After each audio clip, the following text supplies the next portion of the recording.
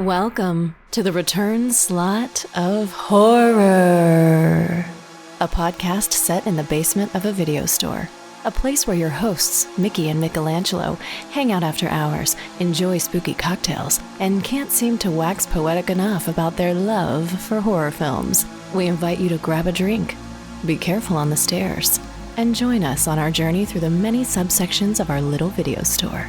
And don't be the last one left in the basement at the end of the night.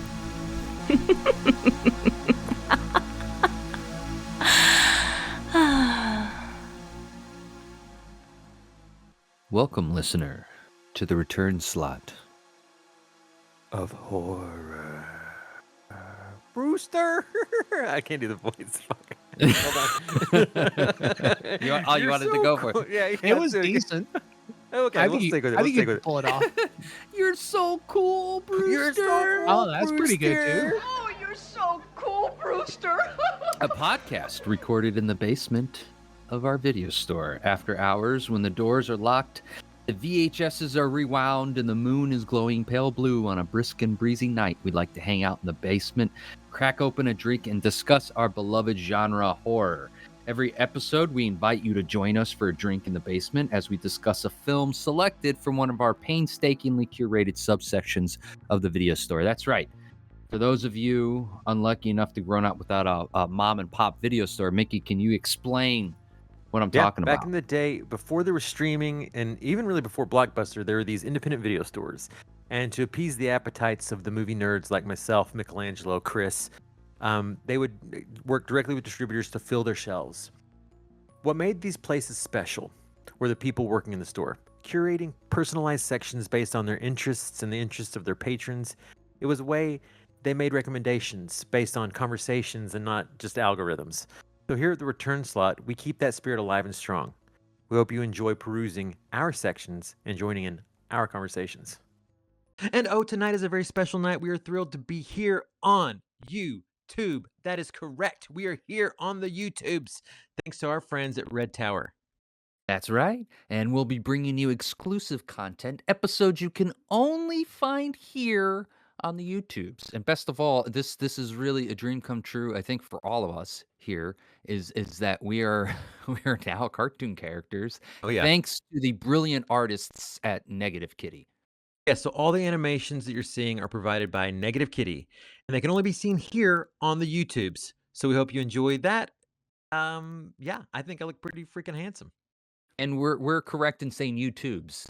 That's what the kids the say. YouTube. It's the YouTubes. YouTubes. Yeah, the kids and my NNS. grandma. Yeah, we're good. Tonight, we find ourselves in the Sex, Lies, and Bloody Napes section of the video store. Tonight, we continue our Season 3 premiere. This is our aperitif series before our Halloween episodes, because as we all know, Halloween is not a day or a month, but a season that starts very lightly in August and increases in spooky intensity throughout September until its bloody autumnal climax in the holiest months, October. Tonight, we are again joined by Chris. Chris. Yay. It's so good to have you here, man. Good to be here, buddies. It's like, I kind of feel like it's like I have this clubhouse, and then I had my, like I started with another friend, and then my really good friend, I wanted to be in the club, and I wasn't sure if he was going to, if you guys were going to get along in the clubhouse. Is that why you carved "No Girls Allowed" on the door to the basement? He-Man Woman Haters Club. Here at the return We're slot, not woman haters. one of our founders is a woman, and she is no longer on the podcast. So what is that? the wisest person that's ever been on the podcast took that leave and ran away. She made it a full year and a half, though. That's incredible. That's incredible. It's a lot of stinky socks down here, and a lot of stale popcorn, and just beer, and Speaking of which, before we get to the film, what are we drinking tonight, guys? Mickey, what is that a can of?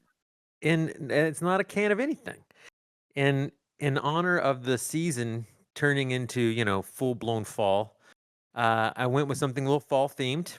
and I call it a Bloody Jerry. ... Dandridge. So what a bloody Jerry is we go with this fall theme, and because first of all it's not gonna be tomato based because Jerry is not eating tomatoes, he's eating apples. So we start with apple cider. Then we add cinnamon sticks that have been shaved down to a fine point so that we call them cinnamon steaks. Ooh. A little bit of spiced rum, a splash of grenadine to make it really blood red, like a Hammer horror red. And then you serve it warm, and it's best had when dancing in front of the mirror to the song Give It Up by Evelyn Champagne King. That is, I Nice. mean, amazing spooky cocktail. Chris, do you also have a spooky cocktail tonight? Yes, we got two spooky Yeah. cocktails tonight. Two Holy spooky shit! cocktails. This is amazing. Double the season, double the fun. I call it Jerry Dandridge's Fruit Bat Fall Festival Fangria, like sangria. Fangria. I love it. Fangria, it's wonderful. Yeah.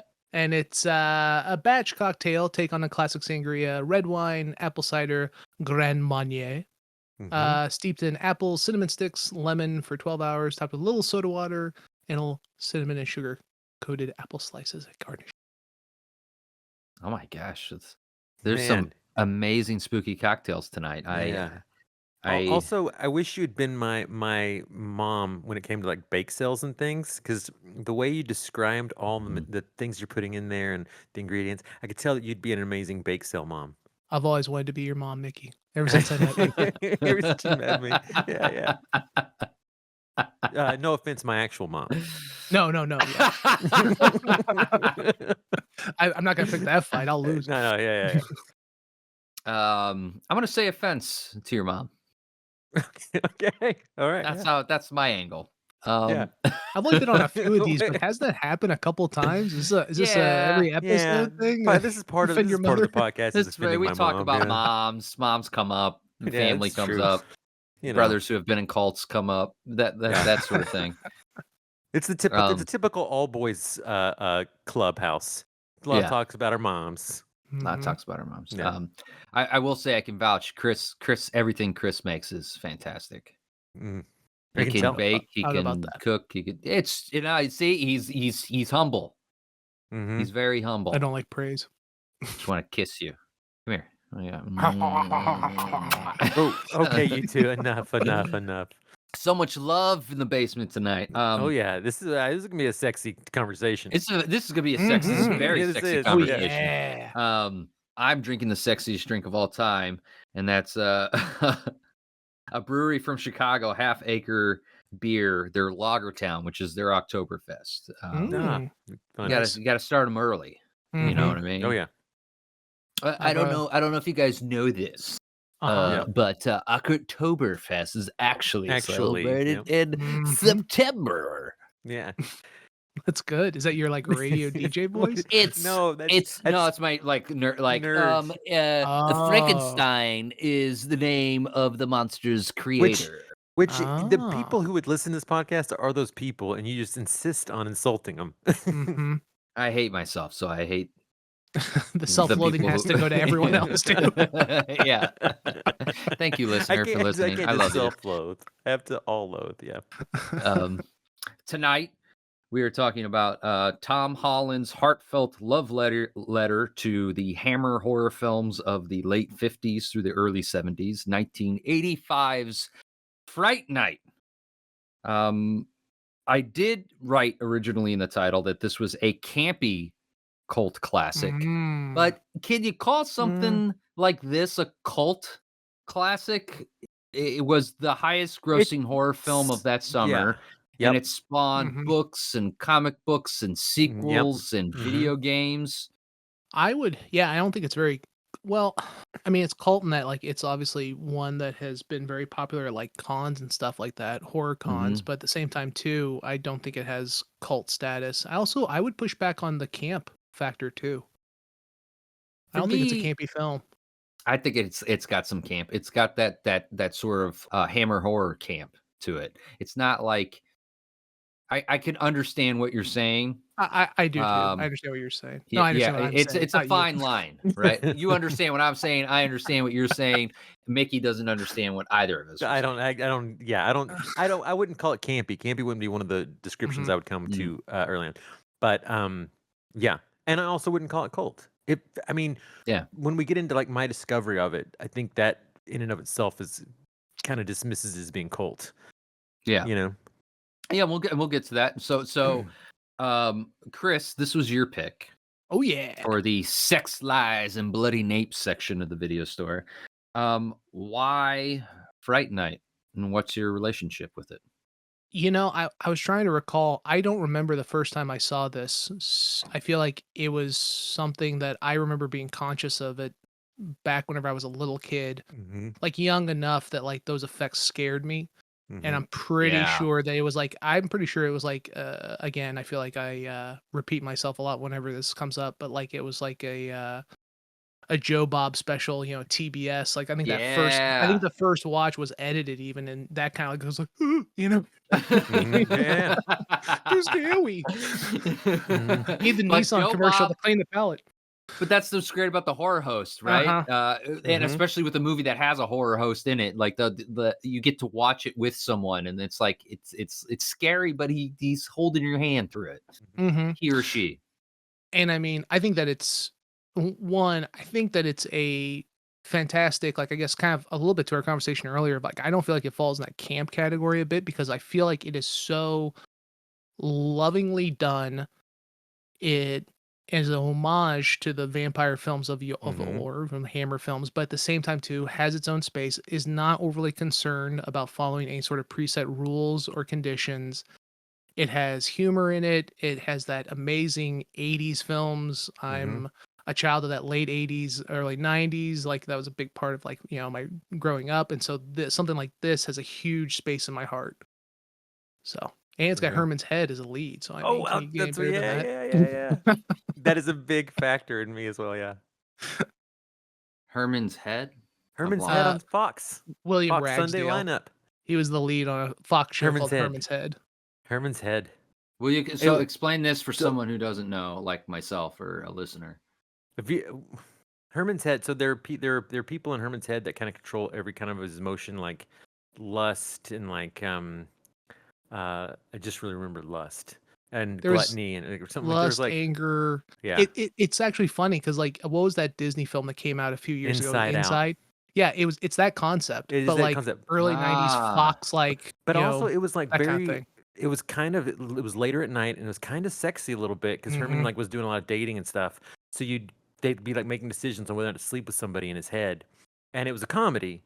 And so like you would jump out to this control room where his thoughts are like arguing it out, all played by different characters. The one I remember most is the actress who does the voice of Bart Simpson. She plays Yeah. she plays like his kindness and his like Yeardley Smith, right? yeah, she's think. great in it.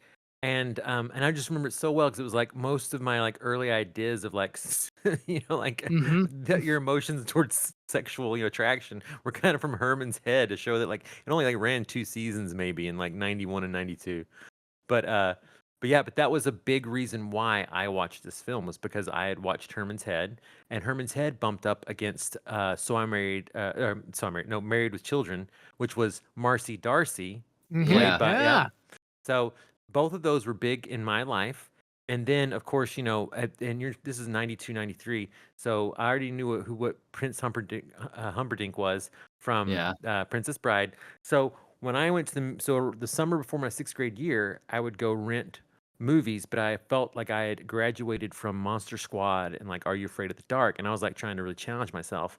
And when I saw the cover art on this one, it was like, hell yeah, this Mhm. is creepy for sure. And then when I saw that it was Herman, Marcy Darcy, and Prince Humperdinck, I was like, oh, this is gonna be good. This is just it's gonna be awesome. So that's my exposure to it. Was like I want to say probably it was the summer before 6th grade or maybe the fall of 6th grade, because that was when I was really trying to push myself that way. And yeah, I just So like who's Herman's Head? Who is Herman William is played by Ragsdale. the William lead Charley. Ragsdale? Okay, gotcha. Charley. Gotcha. Charley is Herman, Yeah, and inside his gotcha. head are all these. Yeah. Yeah, I So gotcha.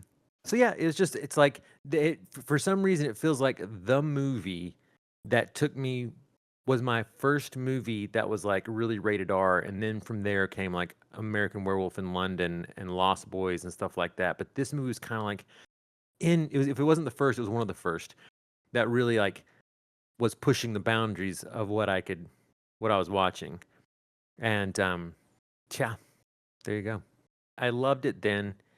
And I wasn't aware of all the tropes then either. Didn't know what a horror host even was. So for me, this is like a lot of introduction to a lot of horror, like vampire tropes. Mhm. So it was like, it's not Ground Zero vampires, because like I said, I was all about Monster Squad. I was aware of vampires. I even thought they actually lived in my hometown. but this was like the one where it started introducing regular ideas and thoughts around horror and what horror is, and like the TV hosts that host horror, and then all that. And Mickey, what would you do? For those of you who haven't listened to that episode, what were you doing about those vampires that you thought lived in your hometown when you were a kid? I had a box full of like pencils that shaved down into steaks, holy water I stole from my church, garlic powder because I didn't know that it was different from actual raw garlic. That's all I knew garlic to be. A holy Bible, of course, a crucifix, just all shoved under the bed, and like in my Mimi's old vials, I put all the holy water, and I stood ready and guarded, and I'd go out in the woods and with my dog Wolf, and we would just see we would protect the neighborhood. This will kept them come up safe. in another episode. Yeah. It's probably Obviously, yeah. obviously. As soon as I said it, I was like, I should have waited to talk about this No, till it's the all next good. episode. Yeah. No. So yeah. I also it's hard to remember my first viewing of this, but what I do remember is I would my mother would always go over to my aunt's house like once a week, and she had like a really nice house, and she had a huge VHS collection. Okay. And I would peruse her VHSs. She had them in like it was almost like a video store. She had them broken down into genres, and she would always let me borrow one to take home, and then I would bring it back the next week. And I was mesmerized by the artwork for Fright Night. I mean, that like I would love. Mhm. I would love to be. I enjoy painting very much, and I know you do too, Mickey. I wish I was at the skill level to where I could paint this movie poster Mhm. for myself, because I would love to own not the movie poster of this, but like an oil on Mhm. canvas Yeah. of the movie poster. It's Yeah. so I love it so much. So it was just years of me like staring at this thing until eventually I got up the courage to ask if I could maybe borrow that one. Yeah. Like just to have the courage to ask to borrow it. And even then my mom was like, I don't think this is one you should like. It's a little much. And like if you listen to the podcast, I didn't get into horror really until I was much older. Monster Squad was more my speed. Okay. But I eventually saw this. I've seen it a million, cajillion, bajillion times. I fucking love it. Despite some of the issues maybe that the movie has. Maybe we'll get into those things. But kind of, are you talking about issues that are kind of like we can say is a little bit kind of the era issues that just in general a lot of films have? Well, there's always are you talking about there's technical things or no, not technical things. Okay. Just like maybe for me, some story structure things. We can get into, and then I think one thing you always maybe we don't always mention this, but like we are watching. Most of these films tend to be older, and you have to understand like the context and the time in which they're made, right? And to view them and judge them with the standards that we have now can be a little unfair, assuming it's not egregious stuff. I think you're talking more along the lines, Mickey, right, of like where we are right now with like equality amongst men, women, and everyone in between, and sexuality and I think Black Yeah, I Americans mean, are really well depicted in this film. yeah, right. Well- At least there is one character of status in this film that is, there's the cop Yeah. played Yeah. by Art J. Evans, Detective Mhm. Lennox. But Yeah. like we'll get to Yeah. the club scene because I really want to talk about that. Those are just yeah, those are things that it's like I don't want people to mistake if I don't mention them that I for some reason think it's just fine. I recognize it, but it's a period piece. It is. I mean, it's like it's kind of trapped by the time that it was made, and some of the stereotypes that they play with were really acceptable at the time, but are such shortcuts and blind spots that we as filmmakers at that time had in a lot of films that you may have loved as a kid. I mean, now there's a slew of them. Don't want to spend too much time on that topic, but yes, I don't love those when I see those in films that I truly cherish, and it bums me out. But that's part of living with things that were made in a different time. Yeah. It's interesting though, because like I kind of have a bit of a, especially I got an interesting perspective of it. I think a bit on that too, though. It's like this falls into the trap that happens in a lot of '80s films of, and Tom Holland's quoted as saying that like he put this in the suburbs because he wanted to be relatable. So this is 1980s Ronald Reagan America. Like Yeah. the perception of like what's relatable is white suburbia, right? Mhm. But then like this really kind of falls into a lot of funny areas. I think of like that like white fear of like you're in this incredibly safe space of Mm. suburbs and have Mhm. this mythological thing Mhm. that happens out of the ordinary Mhm. to strike fear into you. And Yeah. it's kind of it's I think completely unintentional, but it Oh, wanders yeah. into an area that I think is really it's prescient today, especially with what's happening in a lot of those sorts of areas of like suburb white America. So It's so funny. I wrote that down in my notes. I was like, the beautiful thing about a vampire is that it kind of represents our fears in a way, our anxieties of what we are. And when you look at what the anxiety is, it's like this pretty vanilla suburban white horny teenager has to fear this sophisticated pansexual kind of outsider. Strong. Yes, Mhm. and Like there's something about it where it's like I was sitting there, I was like, I 100% love this film, but I also recognize it's like, yeah, it's almost like what you were saying. It's like it's very much like reflective of an idea that represents one part of America. and I I do want to add to that. Uh Uh-huh. Boy, oh boy. Can I just I'll throw in one thing real quick. No, like you catch your go thought. ahead because I fucking Well, lost it. I was just gonna say, so this is based in a fictional Iowa town called Corvallis. So I can tell you right Yes. now, from spending some time in the state of Iowa, there is very much suburb towns in Iowa that are incredibly, incredibly white. So I mean, Oh yeah. in a way, I this hear you. No, this I- does kind of capture a bit of Yeah, what could it be does. reality. yeah, it I- does. Yeah. I did a play in Iowa, and it was like it was in Des Moines. It was one of the at the time it was like one of the highest quality of life cities in America, and it was very nice. The people were very nice. There was beautiful parks and galleries, and uh, but there was some there was if you're from Iowa, I'm sorry that I'm about to say this, but there was something kind of depressing about it to me. And I don't know, I grew up in, Kansas City, Missouri. So it's also Midwest. But there was just something, I don't know, maybe too perfect about it. And Chris, there's like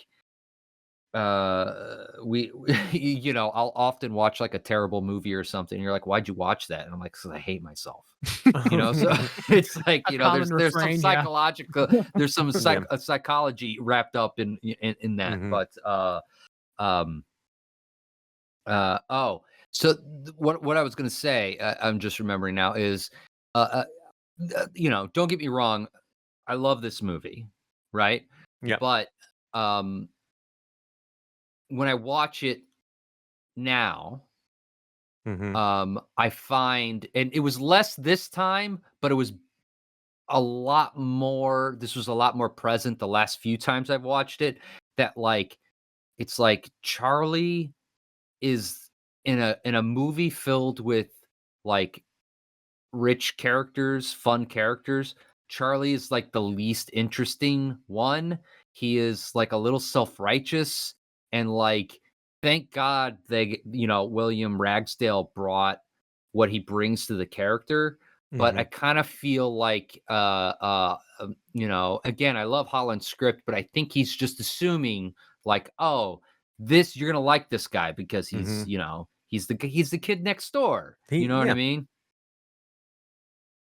I think But that he wanted to. Yeah, I mean, I think a lot of that was purposeful. Like that he wanted, at least, like I mean, especially I'm sure that you guys probably came across this too, but like Charlie Sheen, Mm-hmm. was Yeah, in for the Charlie Yeah, yeah. role, Oh, man, and that Tom would have Holland been interesting. distinctly was like, I don't want a hero. I want the Mm-hmm. like the kid next door. Like, like he Yeah. Yeah. kind of wanted a Someone who is doofy. believably a virgin. Yeah. Charlie Yeah, Sheen exactly. cannot play Oh that, you no. know? Yeah. He wanted a, I think even, and of course it's hard for it to come across considering their age being, all the teenagers are in their mid to late 20s. But like, I think he wanted that, like, I'm going through puberty and I'm very Mm-hmm. unsure of myself, but I know, Yeah. because I mean, like look at like how he talks, like, and in a way you can even see this being Yeah. almost something more like a Goonies situation. You know what I mean? They could Yeah. have casted more like 12-year-olds, 14-year-olds in these roles, and Mm-hmm. a lot of it would have worked, because of the fact that's like, so like, I mean, like how he talks like around the cop, like, like, because in the basement there's a coffin because he's Dracula Yeah. taking the sleep. You know what I mean? Like it's Mm-hmm. so like silly. So Yeah. That's where a little of the camp comes in for me. fair. Like Yeah. that, and when Jerry, whenever anything goes wrong for Jerry, he gets so he either gets so angry or Uh-huh. so like oh no, just like, dude, you're like a badass vampire. Like he stuck a pencil through your hand. It's gonna be okay. Or like, like it's just like that to me. Those are kind of campy moments, He's but I not do used agree to with you. I feeling wouldn't pain. classify this film. The film is very sincere, Uh-huh. and And I'll say um, to that effect, I'll also say that I think that sometimes where I think that these characters are nuanced enough that sometimes it covers the camp, being like these are. Was just talking specifically about Jerry. Uh, well, and we can also talk about Evil Ed as well. It's like I could see where that would read as camp, but it also I kind of feel like they're giving performances better than what were written for them to give, and mhm, they're adding nuances that weren't. You can tell by the dialogue; it wasn't in the script. That they're bringing interesting ideas and choices to their actions, you know. And I just think about that with Jerry there, and also like because I had a moment with Evil Ed where I was like, do I think that this is one of the best performances, hands down, in a horror film by a best friend, or is this bad? And I was like, and then I sided on, no, this is one of the best performances ever, oh hands yeah, down, by a his best friend in a his film. his scene in the alley is Yeah, Uh-huh. heartbreaking. magnificent. Yeah. Yeah. Hello, Edward. You don't have to be afraid of me. I know what it's like being different. Only they won't pick on you anymore. I'll see to that. All you have to do is take my hand.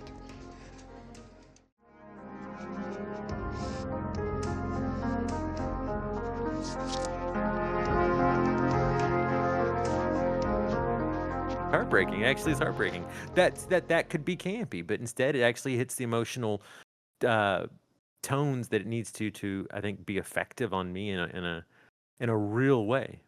He, getting cast in this role, Evil Ed, Stephen Jeffries, Yeah. he had just worked with Amanda Bierce. How do you say her last name? I've heard it said Burse, but Burse. it might be So more that like. they had worked just Mhm. right before this together in like I think it was called Fraternity Vacation or something like Mhm. that, I've where he never was heard of playing that like in before.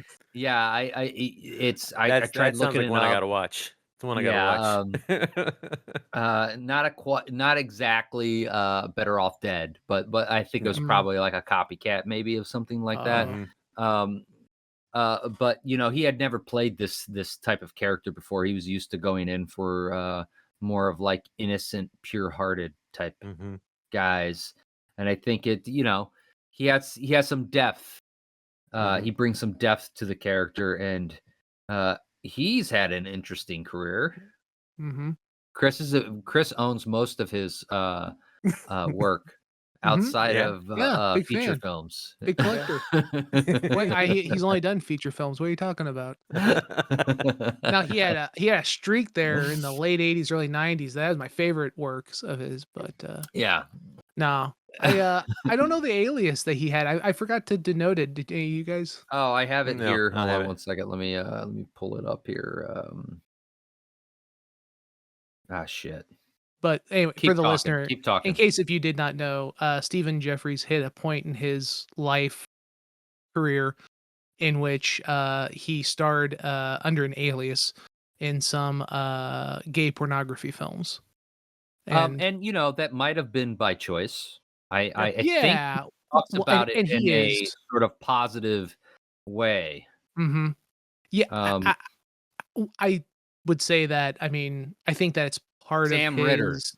Funny. Sam Ritter. Sam Ritter was his Sam alias for Ritter. the That just sounds like a good, yeah. gay Yeah. pornographic films that he did. No punny. Yeah, just the straight. I mean, Yeah, Sam sounds like, Ritter. yeah, could have been an actor's name. Mhm. But I think that's part of his process and how he came to be very comfortable in who he is as well.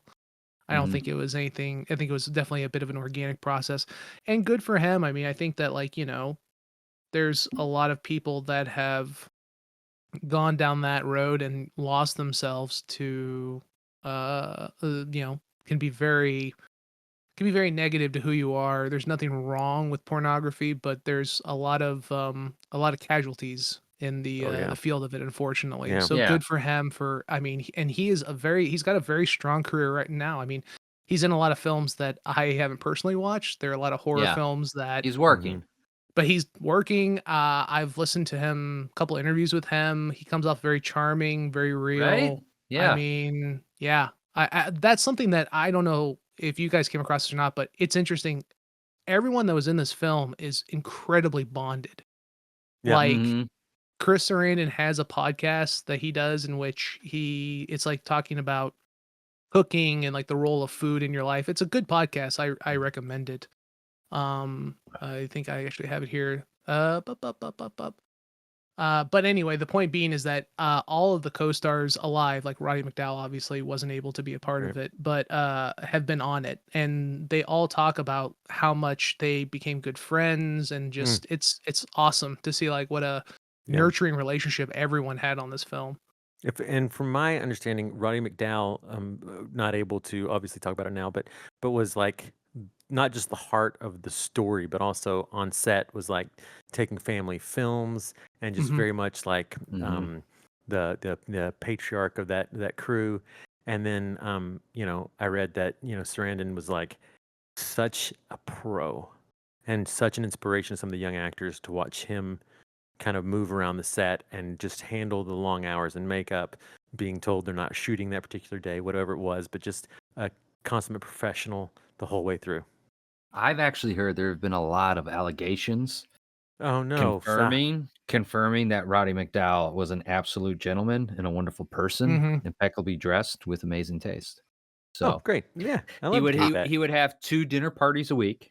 I read the Wednesday same nights thing. Yeah, Wednes that's so Wednesday good. nights were for straight couples, Uh-huh. and Yeah. Friday or Saturday nights was for gay couples. Mm-hmm. And I sound love like them. the gay party was awesome too. Oh, that's the one you want to That's the go one you want to to. go Yeah. to. Oh, Yeah. That's yeah. the one you want to go to. That's the fun one. Uh-huh. The straight couples are on Wednesday nights. What does that tell Yeah. you? You know Yeah. what I mean? Yeah. I enjoy a good Wednesday night party, but come on. Yeah, Roddy McDowall is as Peter Vincent. Like, Yes. oh, Fright Night. So good. so wonderful, Mm-hmm. so wonderful, so charming. So sensitive in that role that could very easily be because you're a TV horror host. It could be big. It could be so many other directions. And he kind of took this like sensitivity about it and uh, you're like you're scared for him as he goes through this process. You're like, this guy's no hero. This guy is not gonna save Cowardly anybody's. Lion. Yeah. Yep. And but so I really appreciate that he brought to it as well. I mean, this casting is really strong. Mm-hmm. Oh yeah, they really lucked out with like an amazing concept, the killer practical effects, and this cast for sure. And Yeah. it was shot. Mickey and I, we've talked about this before, that the Panavision anamorphic lens, Mhm. that 25-35-1 ratio, like it's a gorgeous movie. And for the VHS collectors out there, when it was originally released to home media, it was a pan and scan. And for those of you who don't know what a pan and scan is, Mickey, do you want to describe what that is? They're basically cropping off the edges of the film. They're rather than seeing it in its actual intentional shot way, where it's really wide in that aspect ratio. They're basically squaring it off and cutting off all of your edge frame to then zoom in on it, and so sometimes people. Essentially a different film. Well, in many ways, yes. I mean, it's like anybody who knows any kind of basic photography and composition knows that you're using every space available to you in the sensor. So you're losing. Oh, don't know the exact math of it, but I want to say you're losing a little over. No, I mean a little under a third of the film. You're seeing like an edited version of. It's not the director's movie anymore. It's somebody who scanned it and is telling you where the focus needs to go. So, and I'm sure most of you know this already, but you always need to make sure when you're watching a film, especially if you're purchasing that film, that you're watching it the way that the director intended. And like Right. Chris, there's been a Criterion Collection sale. Chris has been buying up all sorts of stuff because he's raking in a lot of money being a guest on the episodes here. Mhm. Yeah, And I see how you use your money. It's so Smart, weird smart. that you guys make your own currency with the two of you like embracing. it's odd- circular. It's circular. Uh-huh. Oh, yeah. Yeah. You too can get your return slot of $4. It's a Yeah. cryptocurrency that we're selling. You Yep. mail us $10,000 Yeah. to PO Box 421. Was there a point of what you were saying though?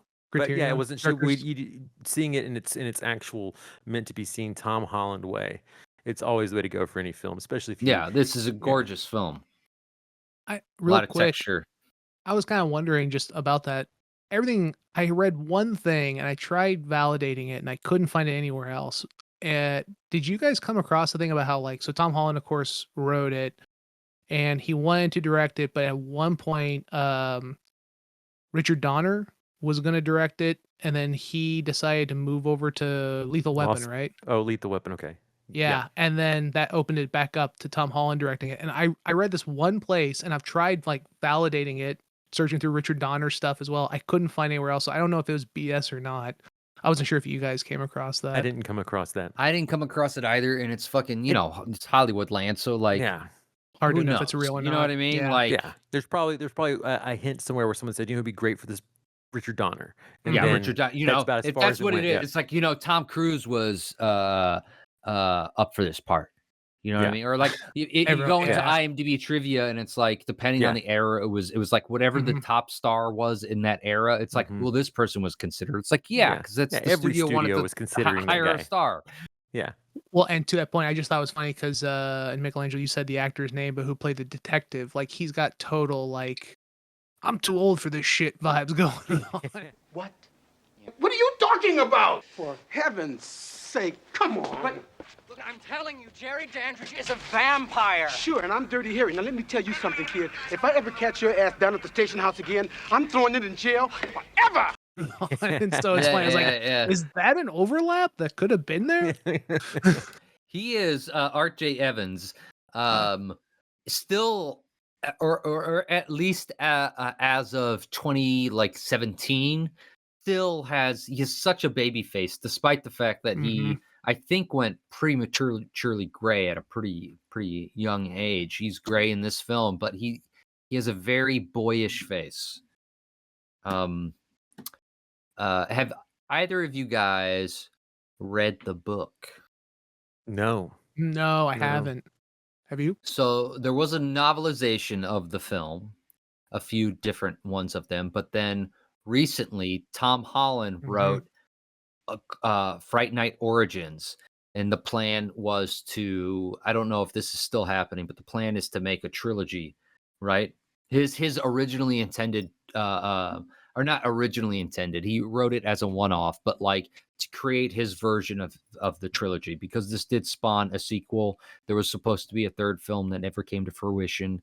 There was a remake. We'll maybe get to those at some point, but I read / also listened to the audiobook that Chris Sarandon narrates. I went back and forth as I was trying to cram in before I did this, and it gives you some more context to individual character motivations. And if you are a diehard Fright Night fan and you love this world, maybe reading the book is a good idea. But like, I found it ultimately like, I've seen the movie so many times. I've seen the movie so many times. Like, the book was just retreading what I, you know, it fills in what you would speculate through the actor's performance, but like, you know. Well, I mean, I'm kind of curious. Like, does it? And maybe you guys don't have this question, but like, there's a few things. Like, for instance, like, what is Billy Cole? Yeah. You know what I mean? Like, does it dive into that at all? He's a blood slave, which in this story, essentially what it means is that he's kind of half vampire. He has the advantage of being having a very long life for living hundreds of years, and being very strong, but he's not a full vampire. And he's so good. He suffers from this, you know, he suffers a great insult in one night where Jerry turns 2 other people into a vampire. And this guy has been with him for hundreds of years, waiting to be turned. But Billy's so good at his job. Yeah. You know, that he, you know, he doesn't want to risk turning him fully, because he's the guy who protects him when there's daylight, you know? Yeah. And they have a really wonderful relationship within the book that I think comes across within the film pretty much. Oh, yeah. You know? I presumed that he was like a Renfield kind of being, you know, having the proverbial carrot hung out in front of him. Yeah, but Renfield wasn't respected. Renfield was just a slave, whereas Billy. But Billy also gets told to like get on his knees when he's, you know, working with. He doesn't get told. He just is. I thought he says. I thought that Jerry says something to him to make him get on his knees, like remember who's in charge, kind of like a. I don't remember that. Do you remember that, Chris? No, I don't. Maybe think you're so, right. I don't remember that. I think it cuts to because then of course it's Charley. The phone rings. Charley picks up. He's covered in sweat. You know, he starts talking to him, and they do that like zoom in on Dandridge in the window with the phone, and he's at his knees. Which I did find a Tom Holland thing that he did distinctly want it framed that way to imply a subtext. Yeah.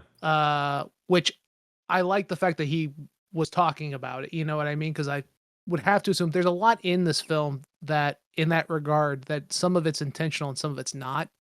Right. And so it's interesting to hear like that one was like, no, that one was intentional. This other one over here, that one wasn't. That type of thing, you know. It's like good to hear him not be like, oh no, I was batting 1,000. I'm super progressive. It was 85, you know. Like, like okay, you know. Well, in the same time that Freddy's Revenge is coming out, isn't that the same year? I was wondering that same thing. Speaking of Freddy, I think that this town is located in the same place as Nightmare Part 2, where all of a sudden you're in a Midwest suburban town, and then there's all of a sudden they're within walkable distance of this suburbia. There is an Yeah. industrial section with a nightclub. Very cool city. Yeah. Yeah. That's pretty common in All small walkable. Midwestern suburbs. Yeah, very common. You know, for you city dwellers, you wouldn't know that, but yeah. very, very normal.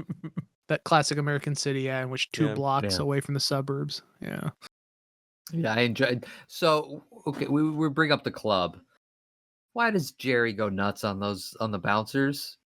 It Because it's doesn't awesome. serve what he's trying to do in the story. You know what I mean? Yeah. Plus, He's temperamental. did either of you notice Annie Holmes? He's one of the bouncers.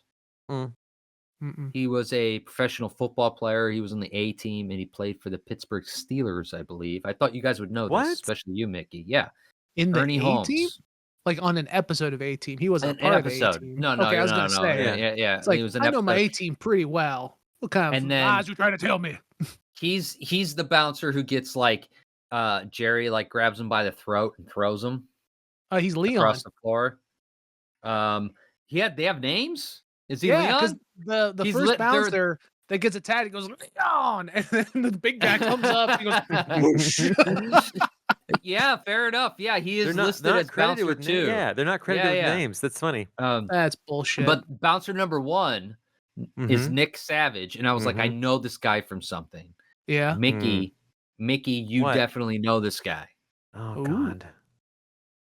He's it's in Friday the 13th Part 3. He's the leader of the Oh. biker gang in Friday the 13th Part 3. Huh. He worked up until 92 pretty consistently in film and television. Okay. But I thought you would know about Ernie Holmes. He was No, I did yeah. not know there was a Pittsburgh connection. There's always a Pittsburgh connection, but no, I didn't know always that a one. Pittsburgh. Always. Always. Always a Pittsburgh connection. Yeah, So- no, yeah. That's Jack Savage, for sure. Huh. Man. Nick Savage. Sorry. Nick Savage. And speaking of the book, for the last time, they do retcon it into being like a small town in the wine country in California, in like Northern Okay, California. yeah. So it's like not too Yeah. far from Hollywood, Yeah. which makes a lot more sense. Uh-huh. I thought it was so weird, the fact that I was wondering why, like, so Charlie has a University of Iowa pencil holder that he grabs the pencil out of, he stabs Yeah. Danger's hand, and when you get Peter Vincent's eviction notice, there's the shot of it. It says Corvallis, Iowa, which there isn't. It's a made-up city. It's like, it seemed unnecessary. I was wondering why was it set there, but That was I what didn't you see did anything. back then. Like we talked about this in Teen Wolf. It's like there, your market is like Middle America, so you Mhm. cast it in the Midwest to try to make it a more relatable thing, Try to right? get that big Right. Iowa dollars. Uh-huh. So Yeah. many Speaking Iowa of film which, goers. when Charlie stabs Jerry, Mm-hmm. right? There's a few things I want to talk about from that scene. Okay. One is, I mean, Charlie would have stabbed himself in the neck if it went through that far, right? That's the Mhm. fucking end of the movie, right? Yeah, That would have been great. Yeah. And Just Danny's split. just stuck. And he can't get Yeah. out. He's like, Shit. and the mom's knocking on the door, and he's like moving around with the kid like dangling from his hand, like he's trying to like get him off.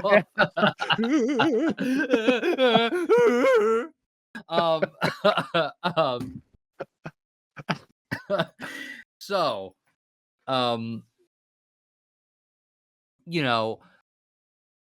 Jerry is like, hey man, like be Yeah. cool. Yeah. Right? He's like, I Uh-huh. don't want to kill you. I don't Just- want to do any of this. Just like Mhm. be cool. What I want to know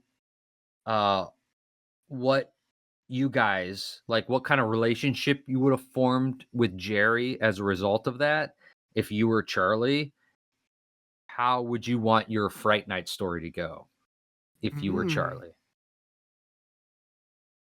I kind of thought a little bit about this because it's one of those things, right? Again, like kind of what I was talking about earlier. It makes more sense if you're a little kid, because like, wouldn't like a little kid be like, "No, I can't agree to you, vampire." Yeah. Whereas, You're like, I think evil. if you're just a little older, you're like, sure, even if you try to kill him later. Well, same with like even too, like to go back to the beginning. I think it's really funny. Like whenever you guys were like a teenager and trying to like Mhm. lose your virginity, wouldn't it have taken like a full bloodbath outside to really distract you? Meanwhile, yeah. he's just like like Well, maybe, don't think so. because there's also the idea of like you're really aggressively trying to catch something, and then when you catch it, you don't know what to do, and you're like, oh, Mm. I'm gonna go over here. It's like, and I'm not saying Oh, that's Well, the so case with Charlie, but that is something that I remember as a young man being like, yeah, I'm gonna do this, yeah, and then Can I? always being like, go ahead. I just wanted to chime in on that. That scene, Charlie is like when she's finally ready. He's kind of like a dog chasing a fire truck. Doesn't know what to do. Once the look on his face, once she's like, okay, and he's like, like I related to so much because I was like, I don't know. I Yeah, don't know what I'm doing.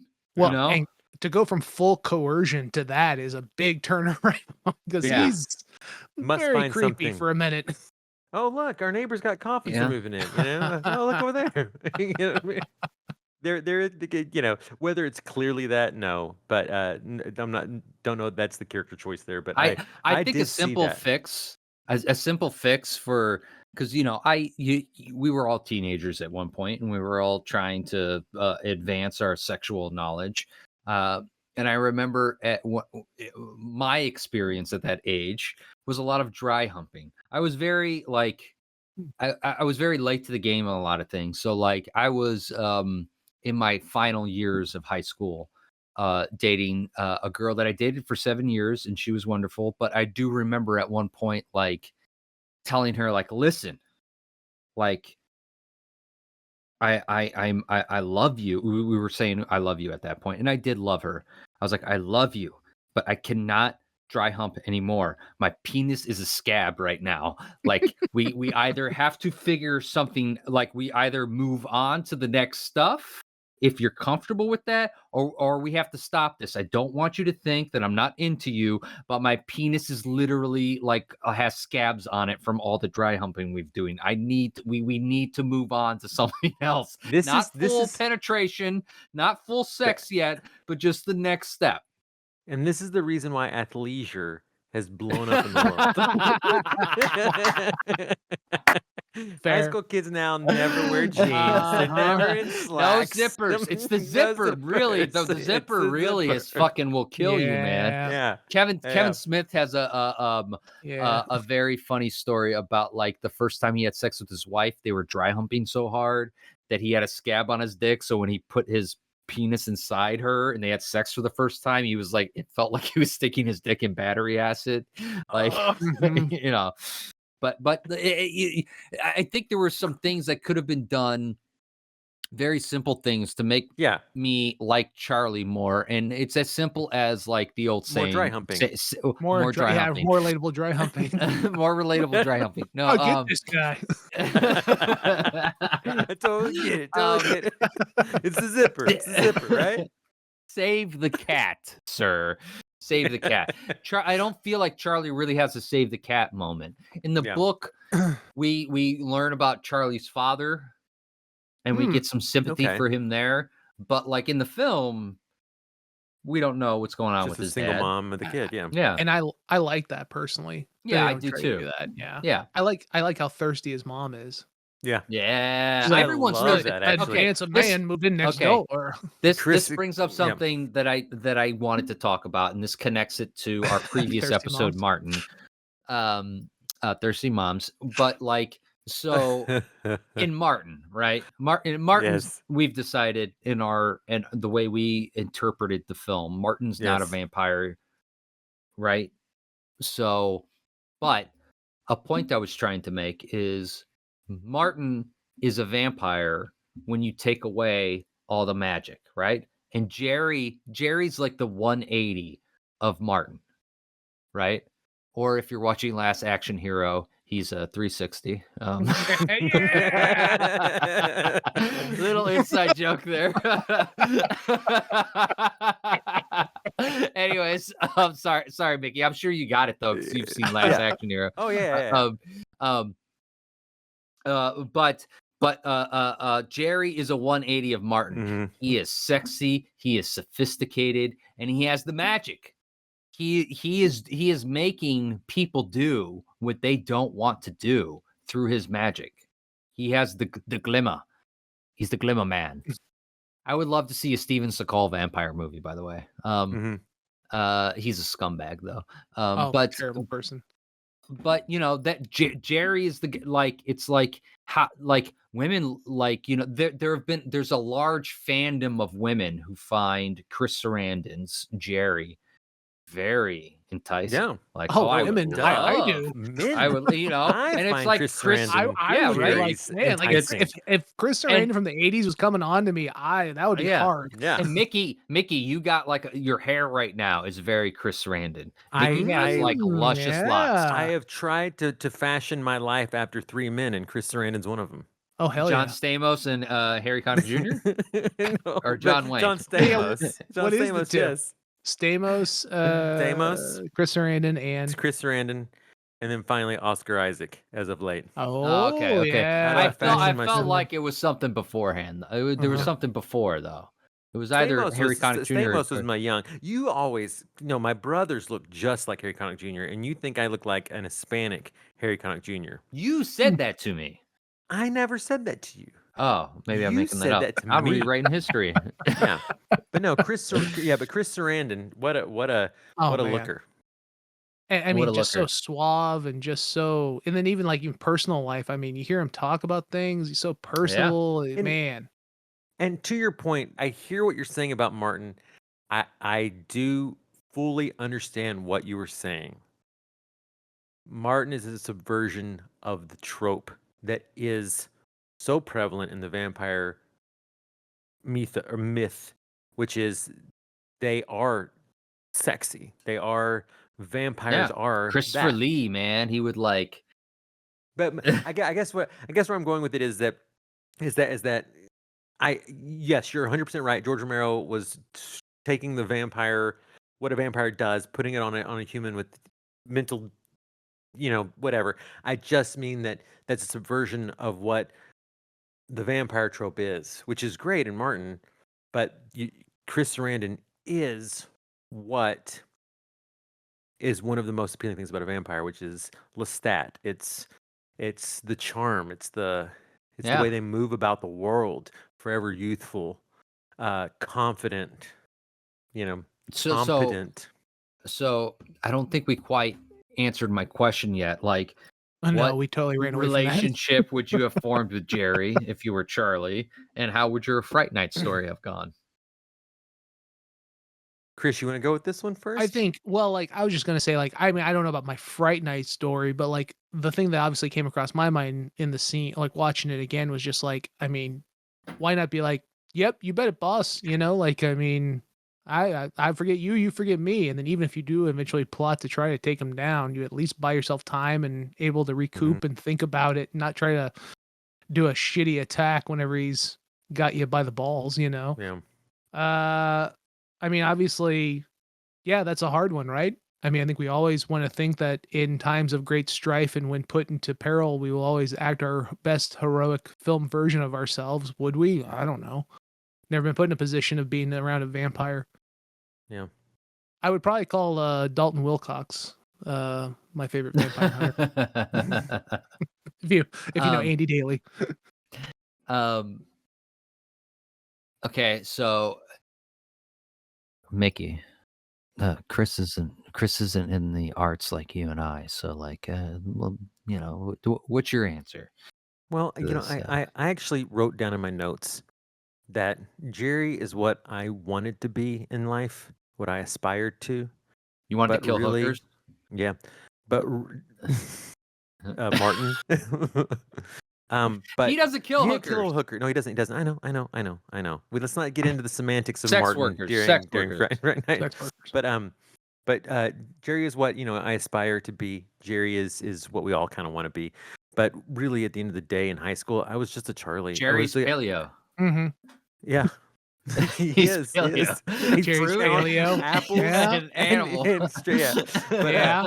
True. but we're really just. I really am just a Charlie, and I actually think that one of the things that they did capture for me, what I wrote down in my notes, was that Charlie is this plucky suburban teen, so naive that he thinks the horror host can help him. Mhm. And Yeah. I think there's a naivete that I had growing up in the Northeast Arkansas that I kept holy water, and I thought that maybe it really could help me in some point in my life. I kept crucifixes. I kept, it's like there's a part of me that believed in pure evil, and I think that if faced with a vampire, I would revert back to my most base self, which is the kid that keeps the stakes under his bed and goes out with his dog hunting for vampires at night. I do think that I would probably be that person that would be like, I'm doing this for my community, for Amy, for my mom, So I do see that. Now, is that fully what comes across in this, Charlie? No, but this is my story. Yeah, that's what I'm. And in my Fright Night, I'd have a bathtub full of holy water. I'd have actually full of garlic and water, ready to fight. Never do find out if garlic works in this vampire world. It doesn't. Fright Night. It doesn't. It doesn't. He's How do you got it know? all over his room. Does he really? I Wait, think not after Jerry attacks him though, right? No, it's wait a second. Because he No, goes because and he's sees got Evil garlic. Ed. You know what? But It before might be the Jerry. book. It might be the book Okay. permeating. The garlic doesn't do anything Okay. to the vampire. Well, I was gonna say he is drinking a Bloody Mary whenever he goes over to Charlie's Yeah. house, That's which a lot of heavy Bloody Marys garlic, have yeah. garlic in it. Yeah. Mm-hmm. But now, is it a Bloody Mary or is it a Blood Mary? Like he brought his own. Or else it's just it could be fruit juice. V8. Yeah, you're right. He loves his fruits. I came Tomatoes across are fruit. a Chris Sarandon thing.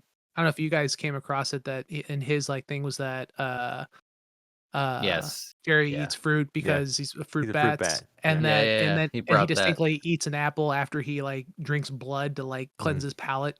I was Yeah. like, I love that. Yeah, Yeah. that's cool stuff. That's That's great. so That's great.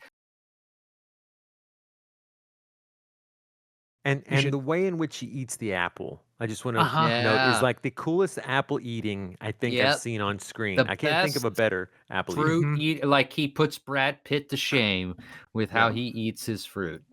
Mm-hmm. For sure. Yeah. He also brought the connection of of Amy looking like his past love. That's in the He book brought that too. to it. That was his Like idea. part of his curse is that he continually meets the reincarnation of his love's soul. And he's doomed to not be with her always. Do you but think isn't that it- works? Go ahead. I was just gonna say, do you think that works in the film? I think it works in the not that full idea, but this concept that it humanitizes him a little bit. Mm-hmm. I get a Gives him flavor motive. of his. Gives him I motive. give a flavor of his point of view, Mhm. which I appreciate. Because he could have, really honestly, in this story, he could have any woman. It wouldn't be hard for him to go pick up a girl at a nightclub or use his powers in any way, but it's specifically with Amy. And I believe that does take directly from Bram Stoker's Dracula, because wouldn't Dracula's the same situation? So I think it tracks trope-wise of paying homage, even though it wasn't Tom Holland's idea, it still hits all those points of homage. I guess for me at least, it comes across, but I don't know if it really works because I feel like it's teased out. You get it, but then in the end of the day, he's using her still as bait for Charlie and for Peter Vincent. That's Which the whole idea is that he thinks that she can kill him, but at the same time, though, I feel like that stands a bit in contrast with the idea of that whole lost love and not be, you know what I mean? Mm-hmm. That's the issue. Like some of the story issues I have with the film is I feel like Act 2 is kind of slow, and then Act 3 happens really quickly. What's your Fright Night story, Michelangelo? Yeah, What's your what's My yours? Fright Night story. I got to tell you, I think I would toe the line with Jerry a little more. Mm-hmm. I would Mhm. Oh, maybe yeah. want to get I to could see know that. him. This would definitely be more of like a independent, a darker film. You know what I mean? Yeah. Because it's Yeah. like, I would be very intrigued with like Yeah. getting involved with Jerry and like Yeah. becoming like maybe taking over for Billy for a I was about while. to say that. I could Billy see it can being a film turn. about Billy's jealousy Mhm. of your I do work relationship. as a personal Ooh. assistant. Mhm. Yeah. Uh, like it's interesting, but like trying to wrap your head around like it's not like it's not like Jerry's like a Dexter type character where he's killing like Yeah. criminals. That's how I always kind of saw like Mhm. I've always thought about like if I was a vampire, that'd be cool. And like what would what kind of vampire would I be? And I'm like, oh, you just kill bad people. Yeah, but It's that still wrong. Don't get me yeah. wrong. I still see it like it's absolute justice or whatever. It's terrible, but like fucking The thing about that too, right, is like the people that you hate, right, that are like bad people, you're also eating them. yeah. I've thought about this. Yeah. It's like, is Consuming that know what I them. bad? mean? Like, do you get like? I wonder in the world. It's like, do you end up consuming their essence and that affects you, or is it literally it's just fuel? It's just Well, life. It's just blood. It doesn't matter who the individual is, but like that would be an interesting thing because then it's like, well, when you eat somebody bad, it fucking sucks. You kind of become a dick, so that you kind of have to kill good people if you want to to if you consume want to good live blood. Yeah. a good life as a vampire. Well, I've also wondered, like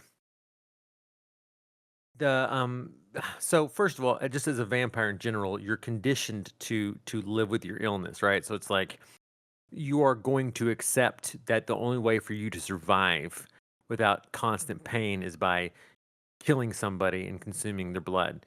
Now, Well, with that being it's you can look at it as an illness. You can look at it in many different ways, but yeah. okay, in this Yeah, no, good you're good looking point. at Yeah, it yeah. I just as seeing an it illness. as an affliction. I see it as an affliction, not as a Because you're like typically not born with it, right? It's right. something that's given to you through a You very typically intimate not by act. and typically not by choice. In most of the Yeah. vampire tropes, it's That's something that's what Jerry's like, I'm gonna give you a choice that I don't have. I thought that was Yeah. very I effective, like that right? line a yeah, lot. yeah, Yeah, I like that I'm line gonna a lot, give yeah. you a choice. I don't have this choice. I right. didn't have Well, this choice. Yeah. it's so you're conditioned to be okay with the fact that this is who you are. You have to do this in the same sense that we have to go out and pull roots from the ground and consume those things, and we have to this is just a Kill conditioning of our. animals. We don't have to, but yes, but if you Some people do, do. I'm a person who was a vegan for a full year, and I did it Oh boy, here really we go. well. I did it. Chris knows. We would go hiking. I'd just be farting the whole time. I did it. just all yeah. I ate vegetable. It wasn't like I ate fake meats and stuff like that. Like I ate vegetables and legumes and like I did not run like genetically. I am not made to be a vegan. I really I do need animal I products in my diet. But I I okay. I hear you. I did vegan for a minute too, and I will tell you, I not only do I No, I consume didn't meat. do it for a minute. I did it for a year. I just want to get that out of the way. Listener, maybe Not I a did. minute. Maybe I was a vegan. Maybe I Okay. wasn't. I'm not gonna tell you. There's not okay, and also there's it's not like a level of when it's actually really being a vegan and not really being a vegan. No, but like, I committed to it for months, and I did it. And I would say about half a year was probably where I think I got to. okay, But 6 months, yeah. but I also during that period was doing a lot of reading, and I not only consume meat, but I believe in like if you're going to consume it, you need to get your hands dirty on it. So I will actually go and hunt, and that's a You conditioning as well, created where a it's like sexual relationship with these animals. You seduced I them, seduce them, gave them the glimmer, and hypnotize then them, you I dance with them with some sweet 80s music, Hell and then yeah. and then then I had them turn dance with a mirror, and like you weren't there, and then you It's were so there, but elaborate. then It's you so weren't elaborate. there. Yeah, this poor It was dear. very weird. But your wife stuck by you the whole The time. whole Molly's time a she had no saint. problem with it. So So anyway, back to this whole thing. The hell is going- What I was gonna say was that It's hard to finish a thought with us, right? you're consuming blood, and I do think that somebody like Chris Sarandon, probably there is a thing of like, I'm not just gonna consume the blood of bad people who don't take care of their bodies. It's like he is probably in that level of like, I want to have good food and produce. I want to know where my food comes from. I want to know. So I think that there is that element. It would be Yeah, really And the one's a sex worker, though, right? Yeah. One for sure is a blonde one. sex well. worker. That can also in some ways be a lot cleaner than somebody you're gonna pick up in a bar. Oh, well, fair. Well, because Really? there are people that don't get Smart. paid and don't Yeah, watch if we're smart themselves about and it. get tested and all that stuff that still sleep with that many people. Do Unsafe. sex workers from the 80s get tested? I mean, the AIDS pandemic's already come and gone at that I point. wonder I if mean, the AIDS not gone. Not gone. affects- Not gone. Not I wonder if a gone. Not vampire gone. would be like, oh, this 85. person has AIDS. I don't want that blood. You know what I mean? Yeah. I wonder I if don't that's a know. I thing. mean, that's not been something that's been written in that I know of in any film I've ever seen. But I'm sure it's a concern, just the same way with us and like listeria and stuff. Real quick, I wish I could remember it, but like there was always this like really bad comedy vampire film from the 80s that was on Comedy Central when I was a kid. And they did something in it that I've always wondered, like, how come they never touch it on the vampire films, which is like the whole thing was like, oh yeah, you're a vampire and you'd have to like, get blood, but you can just get a blood from a butcher shop. Oh, you're my is that my best friend's a vampire? Yes, that's it. That's Yes. it. Yep. I Yep. recently rewatched that, No, I really? haven't and I seen also that. watched it as a kid. I love Uh-huh. it. It's great. It's a Really? very it's like a teenage comedy version of a vampire film. Okay. It's fun. Like- It's got the guy who is he was on House. Which He's one? opposite House. He's the Oh, you're talking about the show House, not the if film House, House. yeah, if House is Sherlock Holmes, he Yeah, I is know what you're talking about. what's Well, his I I- can't believe I'm forgetting this right now. Who's the guy who writes the books in the stories? Sure, Sir Conan Arthur Doyle. No. In the stories, Wait. it's Sherlock Holmes, but his partner, Watson. he's the guy Watson. Watson. Sorry, I can't believe I forgot Watson, but he's essentially Watson in House. Yeah. But But- in the books, as I believe the books to be written, the books are always written from the perspective of Watson. Okay. He's the Okay. one narrating the stories. Yeah. Anyways. Yeah. But the point though is just that, like, you know what I mean? It's like it's never really touched on in vampire films of like, yeah, sure, you're hunting humans. Could you live off of animal Pig's blood, fresh killed Pig's blood, pig blood? That's what he So, goes. yeah, he it's he pig blood drinks in that pig's film. blood. Yeah. Could it be cow blood? Could it be chicken rat's blood? Rat's blood? Yeah. A little Brad Pitt action there for Yeah, a you. little Brad Rat's Pitt. blood. I had a movie idea years ago where it was like a community of vampires that don't want to be bad. They live off a blood bank, and that's why there's always shortages, and they're constantly calling people for blood. Is because it's just vampires that are trying to go the straight and narrow. Active donators. Yeah. Yeah. In Twilight, you got the essentially the vegan vampires. They eat like deer. Yeah. Essentially. Is that really what they do in that? Mhm. Yeah, that's what they Huh. do. Like that's the Edwards family. They like we can live off. Hold on. Michelangelo's about to really geek out. Go ahead. What team are you on? Is it Team Edward? Team what? What team are you on? Oh, I'm not on any team. Okay. So you chose your to be team, teamless. your team former vegan. All, And you want to hear all about my lives former matter. vegan life? Oh no. Oh no! Oh Oh man. no! Okay. Well, to be fair, We if just you guys got want to start red making line. We just got canceled. if you want Somewhere we to start just really got- making money on this podcast, time to hard turn Oh right. yeah, we really go. We take a hard line down a certain direction. Well, we talked about hunting. We're good with hunting. Uh-huh. We're We can all lives build- matter. do you guys have a foundation with Hammer horror films? I've never built a house on it, but I've seen a few. Yeah. Yeah. Yeah, Chris, you I've- did it. Yeah. I like Hammer horror. I've watched quite a few Hammer horrors. They are not my favorite. Like there are people who like really love it, and it's like that's their preferred horror. For me, it's like they're good, and I certainly like, I mean Christopher Lee. I mean, it's like I love Peter Cushing, Peter Mhm. Cushing. I mean, Peter Vincent. Yeah, supposedly, not- right? Vincent Price, Peter Cushing. Vincent Price, yeah. Yeah. Yeah. Can you do your Vincent Price for us, Michelangelo? Oh, yeah, here we go. It's pretty good. It's pretty good. terrible. No, it was It's pretty good terri- that one time when we did. Yeah. I didn't work on it. I'm a person. I But- can do some. I can do some impersonations if I have some practice. But here it goes. Hello, I'm Vincent Price. Oh my gosh! Spot on. Wow. It's like I'm in the room with him. Wow. He came back from the grave somehow. You Yeah. fool! You fool! That isn't. No, that's terrible. God damn it!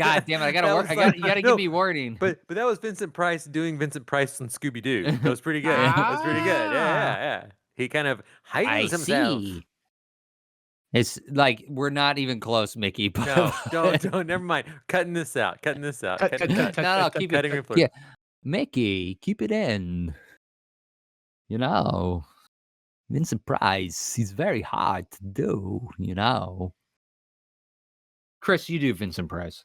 I don't even That know. was how to do brilliant. That was inflection. good. That was That was good. pretty good. I was That trying was to think great. how to do the Do you think that Vincent Price pitched the game show Price is Right to be all about him and went a different Right. direction? It's like he asks questions, they answer, he goes, wrong. It's actually Wrong. you know. He was initially that's who they wanted to be. Yeah. Yeah. He was a little too sick. Sick Mhm. at the time. And But great call. interesting fact. Take what you will from this. But Tom Holland did meet Vincent Price and his wife on at Roddy McDowell's dinner night on a Wednesday night, which I thought that's pretty interesting because I feel like maybe Vincent Price was showing up Oh, a lot probably both at Roddy nights. McDowell's. That's all I'm He saying. probably attended both nights. Yeah.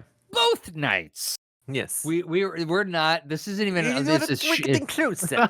This I is don't know. good. What are you talking about? This All is right, gold. is it time I to go back think we should talk like this for the rest of it. Vincent Price is up here. That's not Vincent Price. At Vincent all. Price the Hawk? What is that? Yeah, that was more. I was getting closer back to Evil Ed. Mm-hmm.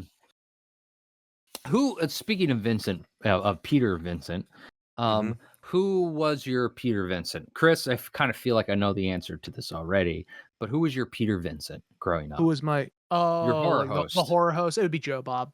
Oh yeah, Joe Bob, for sure. Mickey? Yeah. No, but that being said, though, I did enjoy watching.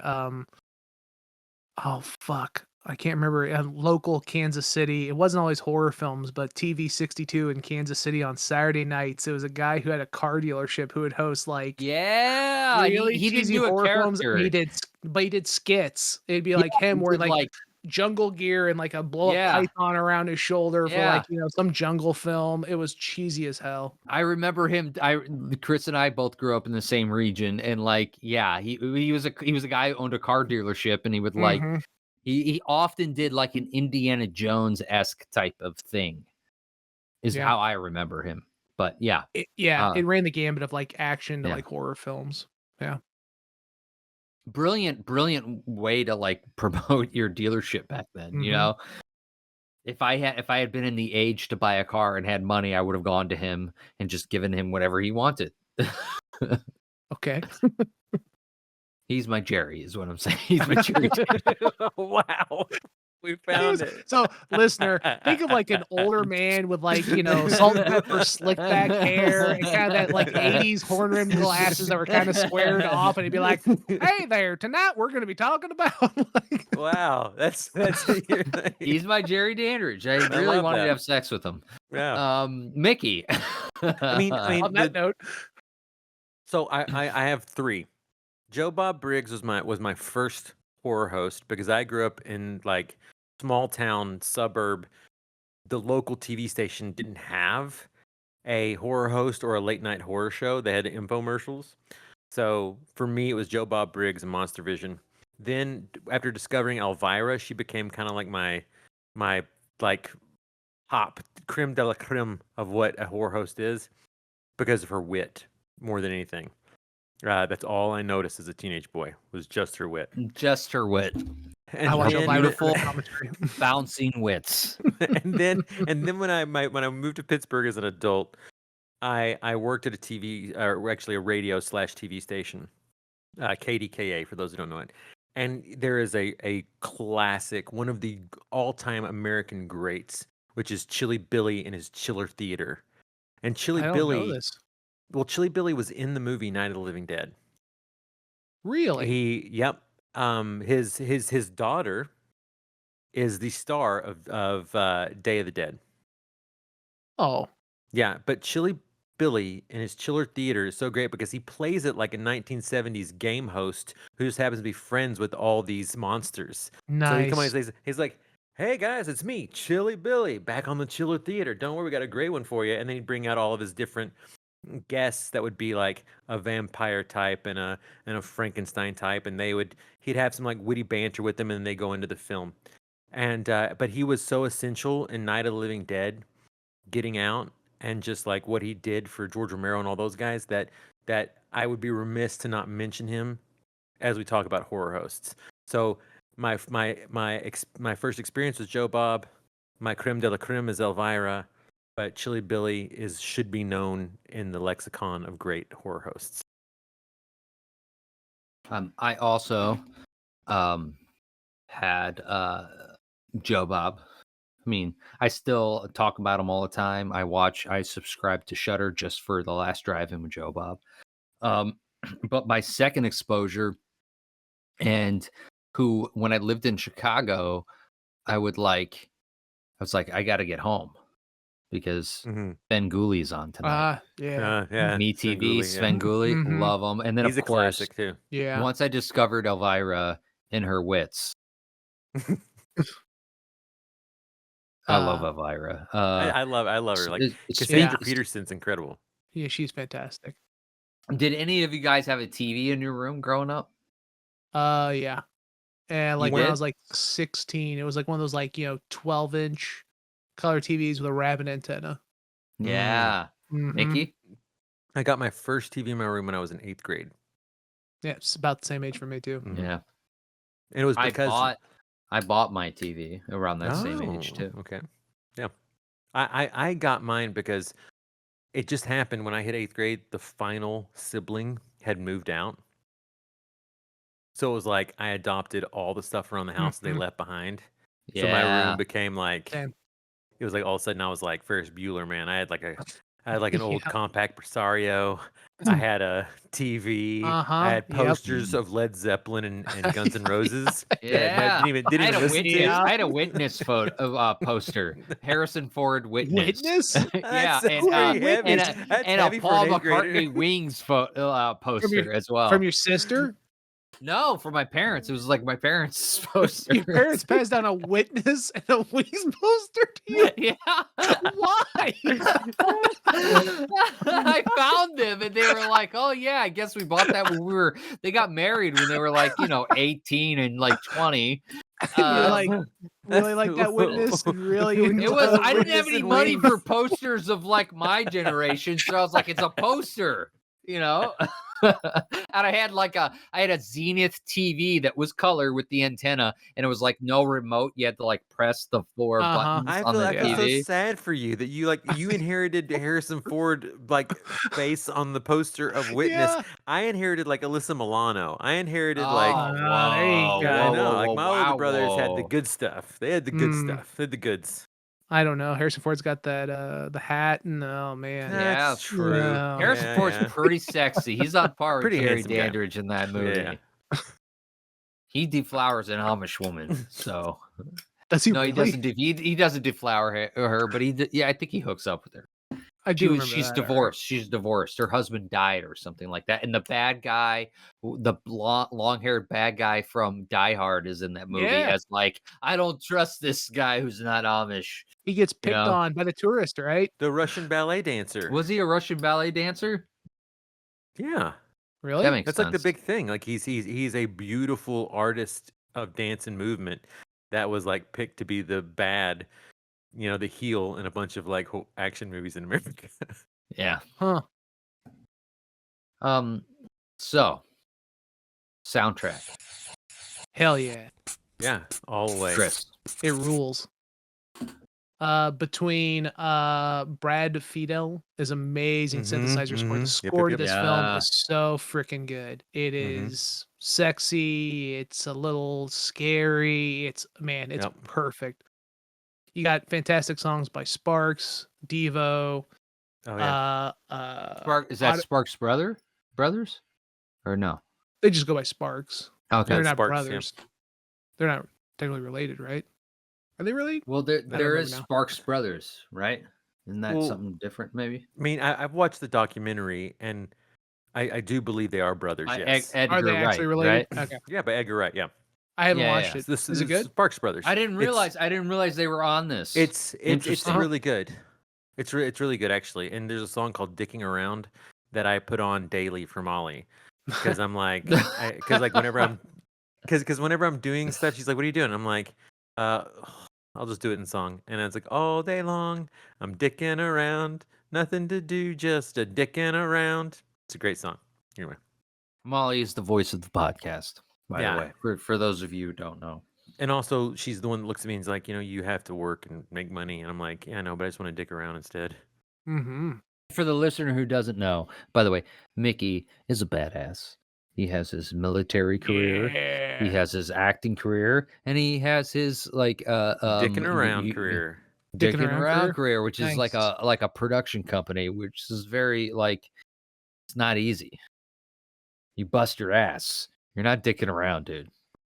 I just wanted to say, Mickey, this is dicking around. The video store is dicking around. Mickey I was has saying, many cares. you left He's out a co-manage, Renaissance video man. store. He's a Renaissance man. Go back to the soundtrack. Thank you for But- that, Michelangelo. It always makes me uncomfortable. Continue. Whenever I compliment Mickey, he gets very uncomfortable, and I get an erection I from think- it. I think it's true for all three of us. None of us really like compliments. Well, maybe you, Michelangelo. Oh, fuck you! Fuck you! You son of a bitch! But no, just real quick, soundtrack. It's actually like the scene in the club is practically like the majority of the soundtrack. It's all condensed down, so it's like little clips. So like the first song in the club is "Armies of the Night" by Sparks.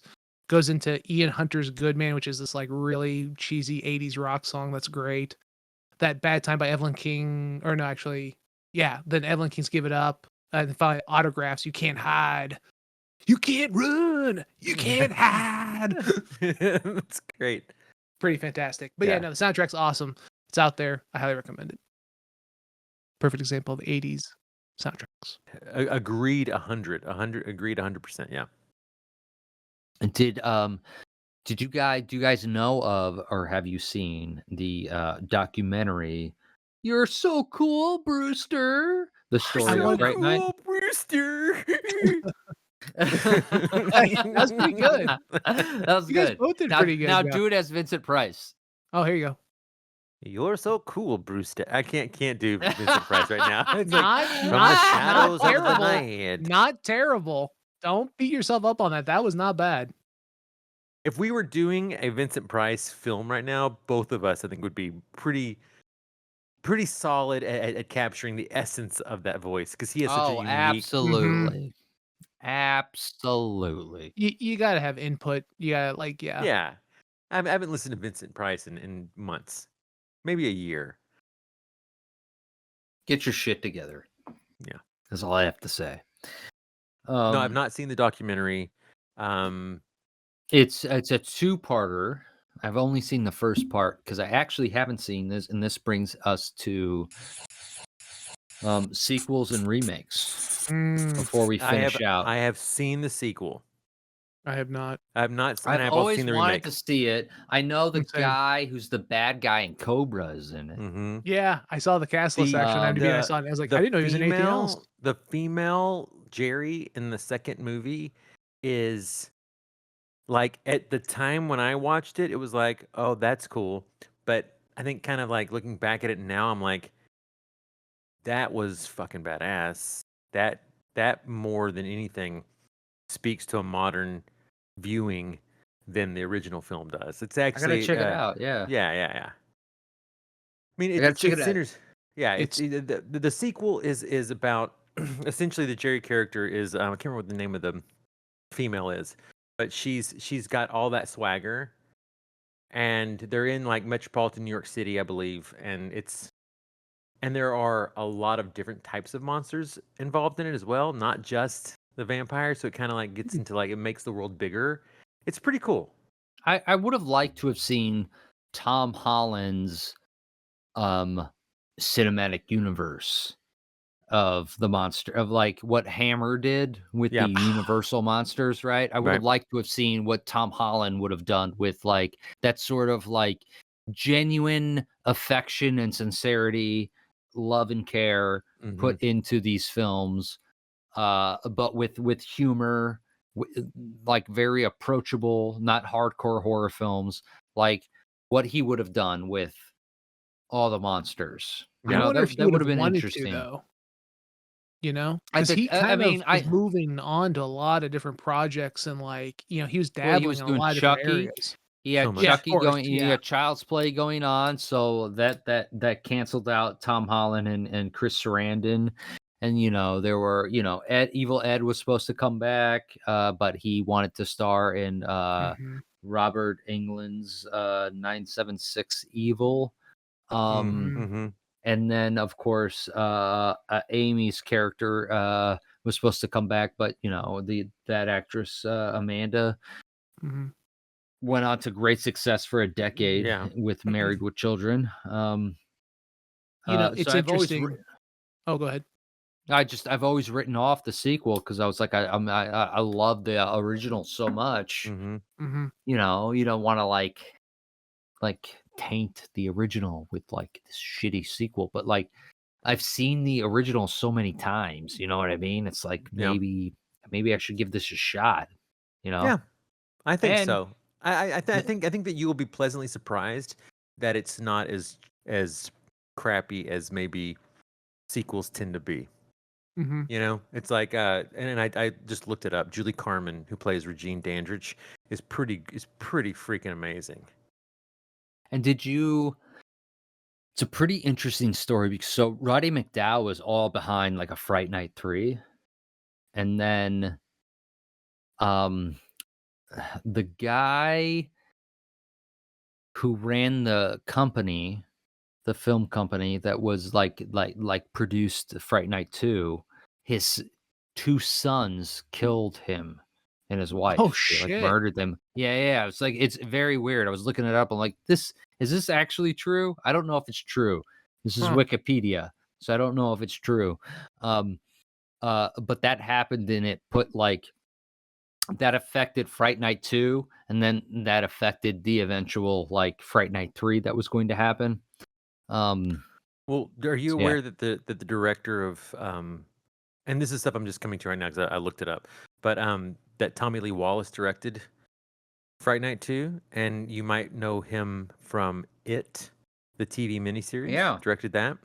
Yeah. Kind of awesome. And then he also directed a little known film called Halloween 3: Season of the Witch. I know.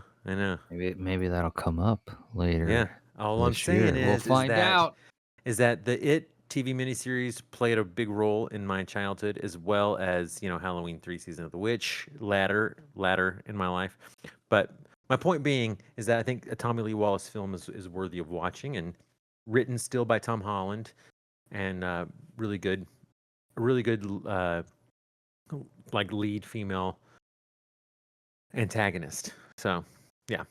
Let me ask you this. Mm-hmm. Do you think Jerry, when he drinks the vial of holy water, that's pretty bold, right? I think For him he to feels, trust, yeah. for him to trust that this Peter Vincent really, like, that this is not holy water. He kind of takes it and he looks like it over the fire, kind of looks at it, and he's like, I wonder if he's using his vampire senses to somehow figure out, like, okay, I know he's not lying. I know Peter Vincent's not lying, and I can kind of see what's going on with this water, so I'm going to drink it. But like, had that been holy water, right? That would have really fucked him up. That was very bold of Jerry to do.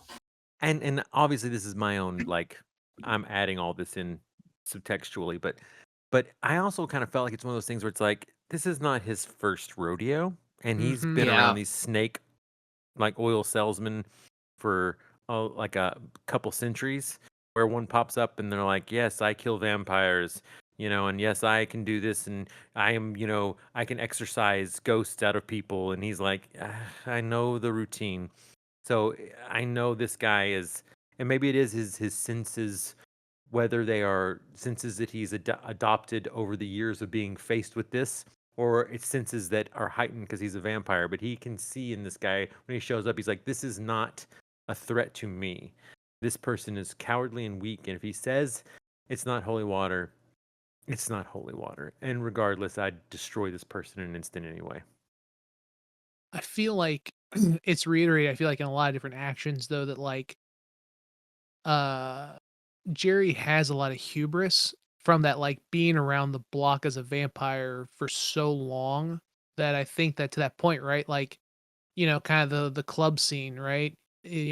Uh, Charlie says the thing about something about killing him. He's like, I don't want to kill you. I want you to get Peter Vincent and come to my house, because it's almost like the role of those people, right? Like the fake vampire hunter or the snake oil salesman are almost like an insult to him.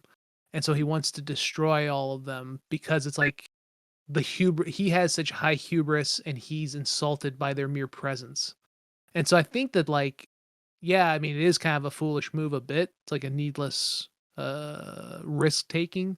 But I think that's also who that character is a bit, that just like, the safety precautions have fallen off because it's been hundreds, thousands of years, whatever. This the house, the neighborhood, like the whole opening of this film, like the Columbia Pictures, the old Columbia Pictures like title card thing, and then like the neighborhood, like I want to live in that neighborhood. I want to take moonlit Do you, nightly do you know the walks other? there.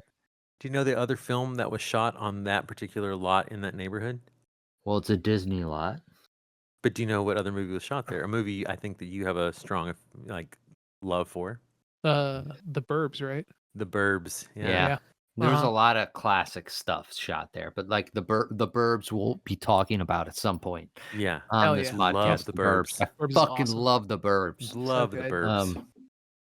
But like, oh god, I love the neighborhood that they create, that street. Uh-huh. What a great matte painting, by the way. That like this is shot in Culver City. I've been there many times, and like that Humble brag. there's like this Uh-huh. Humble beautiful, yeah, brag. humble brag. Were There's you a a vegan beautiful, while you were there too? I mean, no, Culver City. I mean, that's only for like big A-list actors, right? I mean, yeah, that's like, yeah. yeah. There's some pretty cool actors who would be there. Um, um, but like that's a matte painting when they're doing like during the daytime, they're doing that in the nighttime, they're doing that shot. It's like Mhm. of the street. Like there is a portion of that shot that's a matte painting of like Suburbia, because in the background it's like downtown LA, you Right. know. Yeah. Incredible. I think you touched base on it, but the special effects in this film is great considering the time. The practical effects are So wonderful. good. And then I don't know if you've read about it too, but it was like hell on the actors. Yeah. Oh, Like fucking Evil Ed had to go through uh-huh. his 18 that hours. amaze 18 Mm. hours. He was like, Ooh. they gave me a pill. I don't Yeah. remember a lot of it, like, but I Have you do heard remember that it was like fucking awful. they were gonna put foam in his mouth? Have you read this? That they were gonna put foam Mhm. in Evil Ed's mouth, and instead they gave him the prosthetic glue and didn't realize it, and he was gluing his mouth shut Oh Mhm. while it god. was in his mouth. Frightening. And yeah, yeah. And then there was also the story, and this kind of goes back to um Christopher Sarandon, but he gone through like the whole makeup chair, spent the whole day in it, and they were getting into this like period of time where you're going to be paying so much overtime for your actors and your crew that you just don't really want to ever get there as a production. And he came out and they're like, "Sorry, we cannot shoot this scene now." He'd been in the chair all day, and he goes, I said, "Okay, I'm going to go take myself off, thank you." And Charlie, the actor who plays Charlie, was like, in that moment, I was like, how can this person be so cool to have sat in the chair all day and just been okay with this? I thought that was really telling of Christopher Sarandon. Poor William Ragsdale, like he injured himself on the Yeah, set. his ankle. Mhm. Yeah, like broke it. Yeah. And like as a result, like if you watch You're So Cool, Brewster, the story of Fright Night, he talks about there was like a producer who would show up as a result of that and like just like be whispering to him, $100,000, $100,000.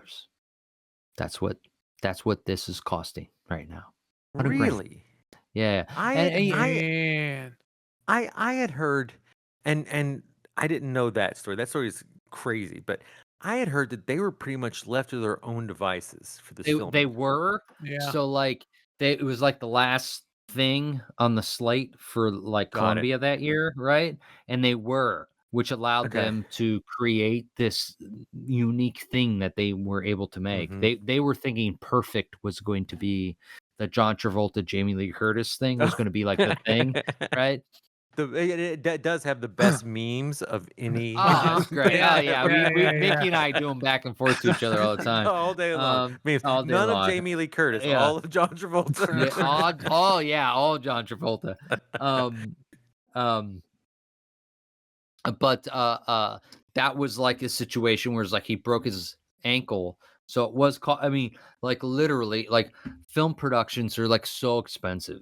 And when you hold something up, it costs a lot of money. So it's like Sure. literally was costing like that much money Mm-hmm. per extra day Yeah, that yeah. they had to Mhm. drag this on, you know. But it's also like a really dick move to do to somebody who's like Oh, a young yeah. actor and like he It, hurt him, it like also he it also honestly made hurt back himself. its money, so it's like this movie Mhm. made money. Oh, like crazy made back its Mm. money, like Mhm. crazy. Yeah. So speaking of money, Okay. the It's a video guess. store. Who are we gonna recommend this movie to? Yeah. Got to Who make walks that. in so Gotta that make that we ends can meet. make this kind of money?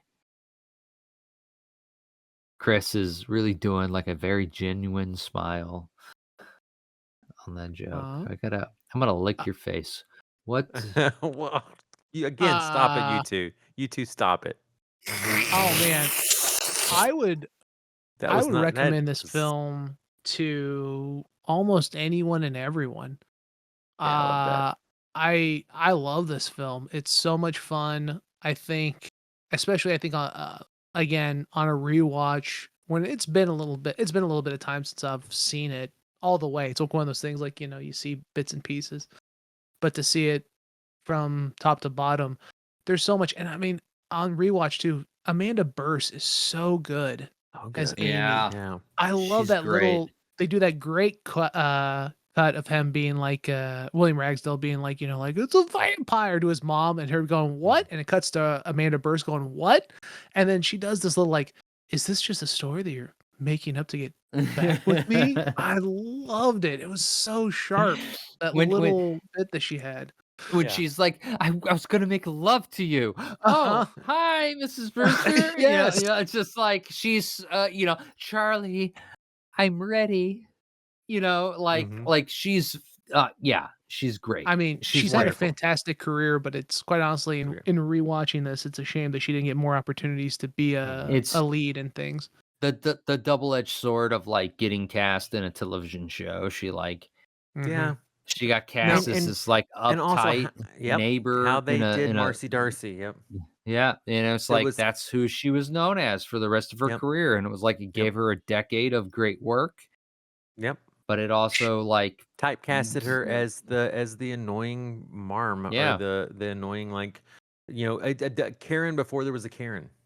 yeah, Mhm. yeah, really, Oh really, yeah, And- very it's much like so. she's so much more than that, Mhm. Mhm. And this movie, like, she credits this. She was like, "Hey, like Hollywood Land's a crazy place, and like I had a relatively good time considering, and like Considering, a lot of that yeah. has to do because of this of this film." Mm-hmm. And I will also tell you, if you go back and you watch Married with Children, her comedic beats are Mm. as good as anybody's on that show. She she nails the comedy. She knows the show she's in. She's playing everything. Like you can't have that show without her. She directed like 30 some odd episodes too. I did not know that. Yeah. That kind Wow. of it kind of sucks, right? Because that show typecast her, but it also helped launch her career then behind the camera. So it's kind That's of awesome. Yeah. again Yeah. two streets to it. But Well, I mean, getting to back have to it, any success in this career is tough. So hmm it's Yeah. like, yeah, she's done well. but She deserves it. hell yeah. Also, too, real quick, did you guys know Jonathan Stark, who plays Billy Cole? Did you look up his career? I have not. It is really interesting. Like he wrote on a lot of sitcoms. He wrote the infamous Ellen DeGeneres coming out episode on Ellen, Really? and he was the show A man creator. wrote the coming out episode for Well, Alan? I'm sure it was a team, but he's credited as being the, you know okay. what I mean, the head Wow. writer for it. Wrote on like Murphy Brown, a handful Oh of yeah, sitcoms, according and to Jim, yeah. he created according to Jim, yeah. Which Wow. Michelangelo, you've always said that Jim's your favorite Belushi, right? Yeah. Yeah, right? I have had dinner with Jim Belushi. He was fantastic. He was entertaining. It was very nice. Mickey, who do you recommend to? Well, I don't think Chris finished what he was saying. Okay. No, God, it's such a trying to fucking wrap so this bored. up, Chris. I'm sorry. I was just gonna say, yeah. I would say this though. It's interesting, right? And like Mickey, maybe this is a good question for you with having a 14-year-old son. I'm curious, like, so this was huge to me, being, a teenager, early teenager, late teenager, and kind of coming not from the 80s, but kind of having that runoff from it. I'm curious if like something like Fright Night would be such a standout film to a modern 14-year-old. I mean, I don't know. I don't know without actually, doing the experiment and having him watch it and ask him what he thinks about it. But I do. I think so. I Yeah. think this one stands the test of time. I think that there's something timeless about it. Although I did spend like a whole 15-minute segment of our show talking about how it's of its time. But I do think that there's that the themes and the sexiness and the what it says about sexuality in some ways is timeless because it looks at masculinity in a lot of different ways. I can't say that it just says, that the show or that the movie paints masculinity as something very black and white. So yeah, I'd love to see what he thinks. I think that he would probably find it to be awesome, to be honest. It's like Nice. there's something about films right now that I'm seeing a trend with him especially where outside of he loves anime, but he also loves practical effects because he grew up in the Marvelization of the world, which is like he loved Marvel as a kid. We both did. We both would go see all the movies and we loved all the way through, Endgame. And there was something though that like as they continue to produce these things, he's kind of like burnt out on seeing like big explosions and large, CG. And rather he's more inclined to like something like the Gilly is it what's it called, the Gillymuck or whatever that movie that came out that's like really lo-fi. There's like this independent horror film that came out recently that's really lo-fi, and it's like all the kids his age are just like obsessed with it. But it is like, I mean, it's lo-fi in the sense that it looks like it was shot on like a VHS home, camcorder. So I think there is something about practical effects that will never lose its thrill because it feels tangible. It feels in front of your face. Even if it comes off a little cheesy or not quite right, there's still something malleable about it, right? There's like that's in the real world. Even if it's fake, it's real, right? And not rendered in some, 3D mapping technology. So anyway, point being, I think it would work on him. I don't want to speak for him, but I think this movie has an appeal to all people, all ages, at all times. So if you ask me who I'd recommend it to, not to steal from Chris, but No, go for it. I would definitely say that young horror fans, you'll love it. Old horror fans, you'll love it. Um, it's a great horror treat for all, and it's not so scary that you're gonna tell somebody because there are people that don't like jump scares and the thrills of horror. I think that this would be something they could still watch and enjoy. Michelangelo, your recommendation? I'm gonna disagree with you guys. Like, it's Oh, very I inclusive. figured. It's a very inclusive thing. Like this is only for my sexy customers. You know, So I you're think judging all of our people's looks? customers. I think all of our What they're renting customers on? are sexy. no. Christopher Walken. Oh, sorry, Vincent been- Price is back. He's been ranking No. them. He has a book. He's been No. ranking our customers. I'm so sorry, customers. This is not the way business should be run. Sexy, not sexy. Oh man, you're so cool, Michelangelo. Jerry Dandridge, what are you doing dressed as Dracula? Better fish to fry.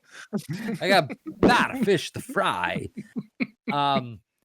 Guys, I gotta say, this it goes without saying that yeah, if you're coming into the video store and you haven't seen this is a treat. And if you haven't seen it in a while, watch it again.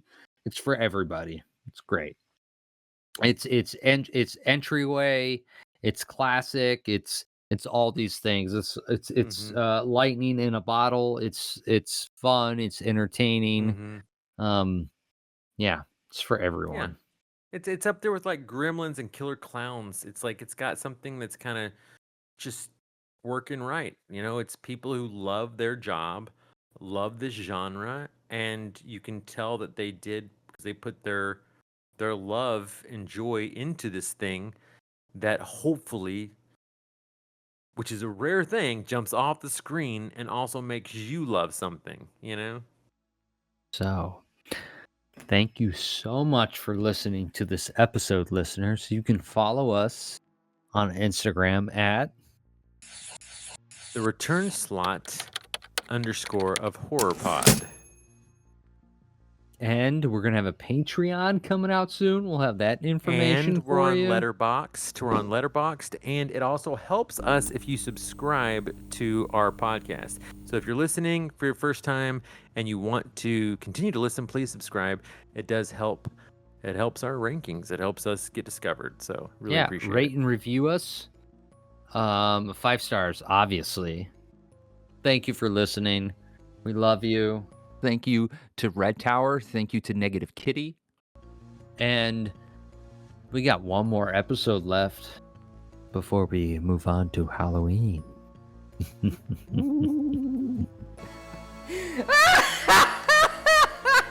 You're so cool, Brewster.